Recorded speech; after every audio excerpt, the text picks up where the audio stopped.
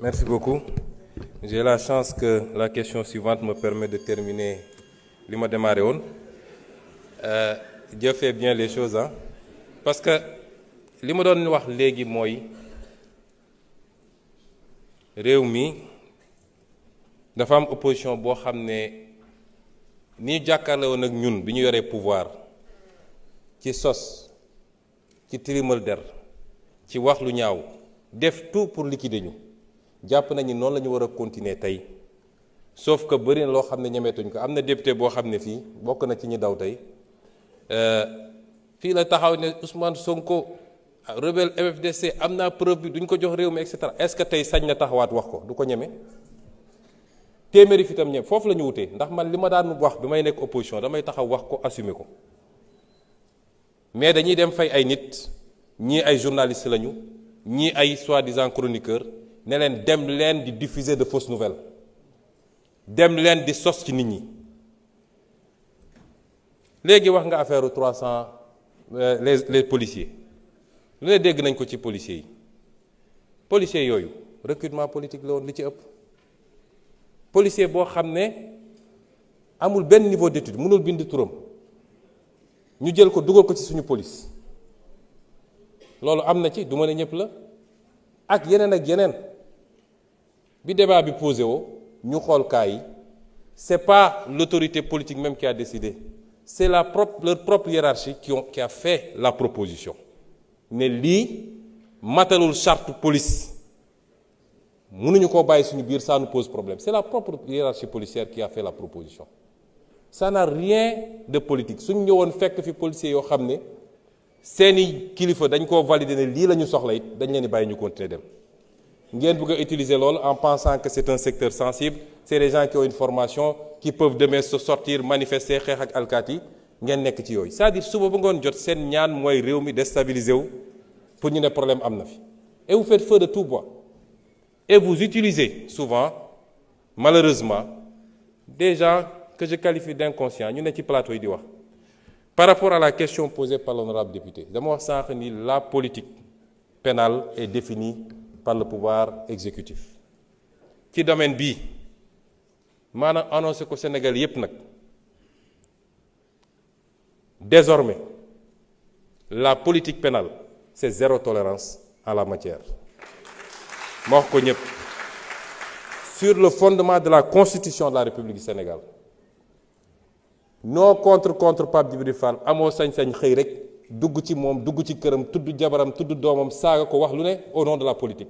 Est-ce que vous l'accepterez vous? Il faut mu jeex ci réew mi. Ce sera zéro tolérance désormais dans ce pays. Diffusion de fausses nouvelles, ce sera zéro tolérance dans ce pays. Que chacun assume. On vous garantit à tout le monde la liberté d'expression. Mais on ne vous garantit pas ce qui va suivre après. Ku nekk na assumer lu muy wax. Kenn ragalu fi opposition. La preuve, je suis le premier ministre qui vient le plus à l'Assemblée. Depuis que je suis en politique, j'ai toujours invité les gens au débat public. Fii laa daan taxaw, j'étais un député de Pastef. Assemblée bi fees fii laay taxaw wax li may wax teg samay faits teg samay chiffres. Donc nous on n'a pas peur du débat. Mais lii ngeen bëgg a nekkee ci réew mi suñ ko bàyyee fi muy jëm du yoon. te nag kenn ku ne na koy natt ci boppam le juge bi nga xam ne andil nañ ko nit kooku avouer devant le juge ni lii maa ko wax maa ko def mu soofantal ko relancer ko ne c'est pas grave te juge boobu bu ñu ko waxoon le 10e de ça ñu ne outrage à magistrat loolu du yoon. Sénégalais yépp am droit à la même dignité à ce que leur honneur soit préservé et sauvegardé. Et c'est la responsabilité de l'État et du pouvoir exécutif de veiller à ça. Et celui qui publie, tout le monde est libre de publier. Si nous avons une liberté de la presse, nous avons tere nit ñi ne leen kenn dootu fi publier kenn dootu fi wax. Chaque jour antenne yi ubbeeku na. Chacun est libre de publier, chacun est libre de parler. Mais ci la ngay wax ak la ngay jëf suñ la nee Ousmane Sonko sàcc na nga am preuve ni Ousmane Sonko sàcc na boo ko publier wul baakaar nga da nga ko war a publier. Mais boo amul firnde ni Ousmane Sonko sàcc na bul dem bind ne Ousmane Sonko sàcc na. Le journalisme aussi c'est le contrôle, la vérification de l'information. Maintenant ñi nga xam ne rek dañoo am organe de presse yor parti politique parti politique ba mënul am 1% nga bëgg ko transposer ci sa organe de presse ne mooy sa meetingukaay bis mu ne nga jël say nit teg ne leen wax leen kooku ce n'est plus de la presse c'est de la politique il faut l'assumer.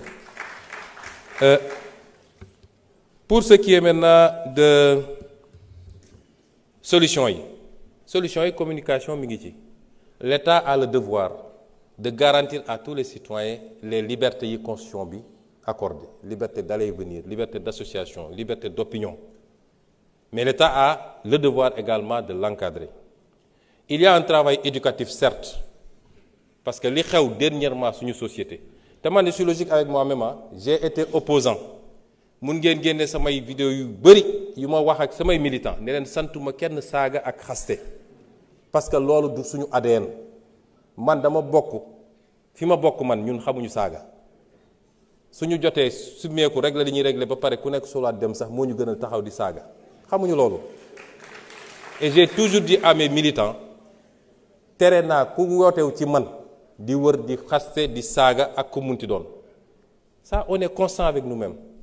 Mais le développement de ce phénomène ces derniers temps appelle plusieurs réponses defe naa am na un volet éducatif ñu war koo démarrer nag à la base ci ndaw ñi parce que tubaab bi daf ñoo defaral ay outils jox ñu waaye usage bi defe naa dañ ciy xaababal ñu teel a former barki démb maa ngi doon def fii marche ak xale yi xale bi jigéen bi wax ci turu xale yi dafa insister sur la protection des enfants contre les abus sur Internet.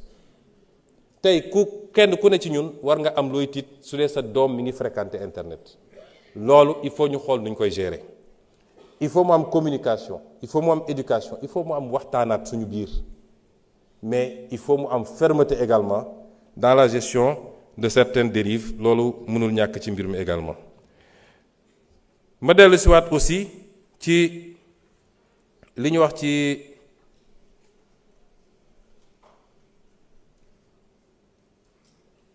licenciement yi non waxoon naa ci licenciement ci migration circulaire bi ñun suñu position dafa mës a leer bi may nekk opposant dem naa fii ci plage bi fekk fa nit ñi waxtaan ak ñoom ne leen kenn mënul tere kenn tukki bu ngeen amee yoon bu leer nañ am kayit yu wér kéng bëgg a tukki leen bëgg a liggéey leen loolu c'est pas un problème.